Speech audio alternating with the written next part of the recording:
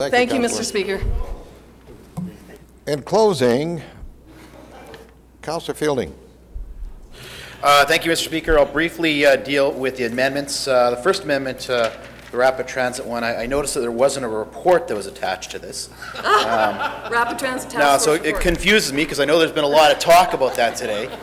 So I won't be supporting that one. The second one, I'm not quite sure if it's on the floor still. I heard that you had taken it off the floor. I wasn't going to support it anyways, sorry to say. Item number 3, Councillor Wyatts, I will be supporting that. I think it's important investment. I know I guess there's a council policy in terms of the land sales. I just don't agree with the policy, to be quite honest with you. I think that some money should stay in the community if it's sold for infrastructure. I don't think there's anything wrong with that, and I've supported that. I think I work with Councillor Vandell on that, on other items, so I don't have a problem with that. For me, really what this capital budget really boils down to is making strategic investments in our core areas of business, investing in streets and roads and public amenities as well as public safety. We're spending our money more effectively. We're coming up with new and innovative solutions that really have value for money that's there. There's been a lot of talk about the infrastructure deficit. It definitely is there. I don't know what the numbers are. There's numbers that have been floating around. But for a city to be great, I think we can't just work on the existing infrastructure. We need to look at new infrastructure that is there, and that's exactly what this budget does. We've also had some problems over the last number of years in terms of construction inflation. I think it was upwards around 16%. We dropped it to 12% and 6%. I think there's been some good work from the city side in terms of coordinating this, hiring a manager. We had some good luck. I don't say we have some good luck with the economy, but the economy has helped drive down, but it makes us budgeting more properly, and that's thanks to some of our people in our administration. As mentioned earlier, the number one concern for our citizens out there are streets, they are roads, they are bridges, they are active transportation, and thanks to some of the funds from the stimulus, the three-way split between, we're able to do a lot more. In fact, over a 90% increase in total streets budget from last year that are associated with it. So there's more money being spent in these particular areas. Some of the projects we talked about, the Waverly West Arterial Road extension, to the tune of $54.7 million, I think is an important investment in our area. The project really ensures improved transportation flows and capacities for growth within these this high area growth area for our community.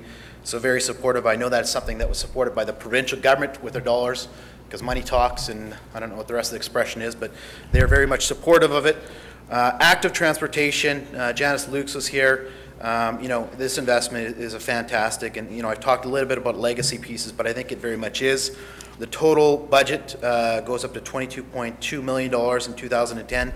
I can tell you from my specific ward, we're putting $2.4 million of new trails in our system. I worked hard with Councillor Norman on that. That represents over 8 new kilometers of trails in our area. What this represents is not just choice for people, how they want to get to and fro work or wherever they're going, but it's also a quality life issue that I very much support, and I'm very proud of the fact that we were able to invest this type of money with it. All total, the total streets budget over the next 6 years represents just under $500 million. The helicopter. Well, there's, I don't think you need to look, and this is on a sad note, as far as this weekend, where you saw, another stolen car that's happening on our streets. You heard a person that was killed because of this. These things are happening. Crime is a major issue here in the city of Winnipeg. There's no doubt about it. This is the number one issue that is on the minds of our citizens, and I think that the city, overall has done a very good job in terms of that. Mayor Cates has talked about the number of police we've put on the streets. We've talked about innovative stuff like Crime Stat. We put crime cameras, which I was very supportive of, and now we're looking at the helicopter issue. It's something the Chief of Police supports. If you look at some of the evidence in Edmonton, they're saying there was just under 1,000 arrests that were associated with the helicopter that they contribute towards this. Calgary, somewhere in the neighborhood of 850 arrests that are associated with it. And on occasion, when you get the calls that come in, if a police helicopter and a car are called at the same time, 56% of the time the helicopter gets there first. So I truly believe this is something that's going to help. We need to help the crime issue here in the city. It's going to help catch criminals. It's going to help prevent crimes. And I think we need to stop delaying. We need to start taking action. That's what our citizens deserve and they respect. And I think this is a part of the solution. We need to give the tools to the police that are there. We have examined leasing options. I know Councillor Orlico had brought that up. earlier on, but we have decided to go in the capital. You're not going to save anything in the operating unless you're able to write things off, of course, so we decided to put that in the capital. Another important piece mentioned was the Assiniboine Park. We talked about the key investments there, whether it be for the duck pond, whether it be for the family center, whether it be to fund the natural play area. I think this is a very important investment. I can tell you that the day after, you talk to the CEO of the Assiniboine Park Conservancy, the day after we made our investment here at the City Hall, she got calls from both the federal and provincial government saying, how can we contribute? So it's our contribution to the Assiniboine Park that I believe is spurring on other developments from other levels of government, which I think is important.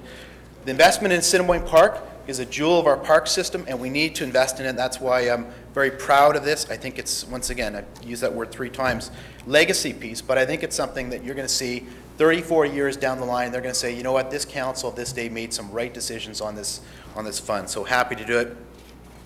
Environmental stewardship. You know, I think this council's made some very, very big strides in this area. You look at our investments in terms of the 5-year capital. We're spending $147 million in the water utility, $812 million in the sewer utility. These things, of course, were mandated by some from the Clean Air Commission, or Clean Environment Commission. But overall, this is something that's going to help Lake Winnipeg, help to maintain our streets, or help to maintain our rivers and streams to make sure they're cleaner.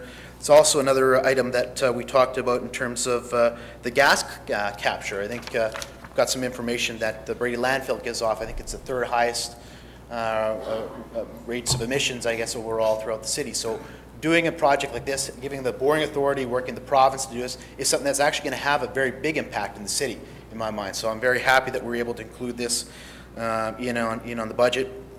Talking about the sewer and water rates, 2010 we're spending $124 million in the wastewater systems. The nutrient removal, it's had some debate one way or the other, but overall there's a big investment in there, as well as investments $20.6 million in terms of the water system, primary water main renewals, $11.9 million in terms of land drainage. Another item, so I think there's some important investments for the city of Winnipeg.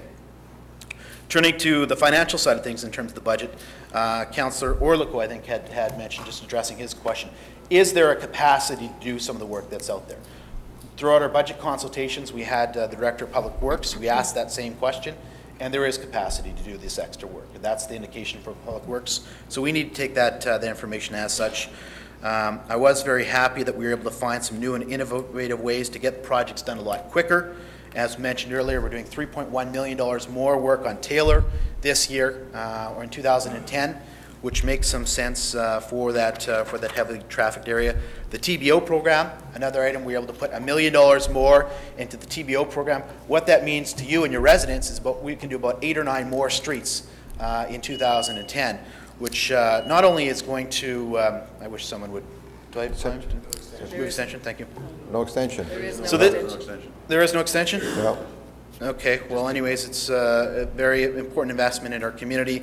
P3s, we've talked of the P3s. We've moved, we're maintaining our portfolio of what we're doing in terms of P3s. We've moved to an item where we're representing, or the city will pay for 40 or 50% of the funding. The reasons for this are as such, because we can borrow the money at a reduced rate. The problem is the private sector haven't been able to get the 30-year money that has been there. So we're able to still have value for money, to save 15%, upwards of 15% on these projects.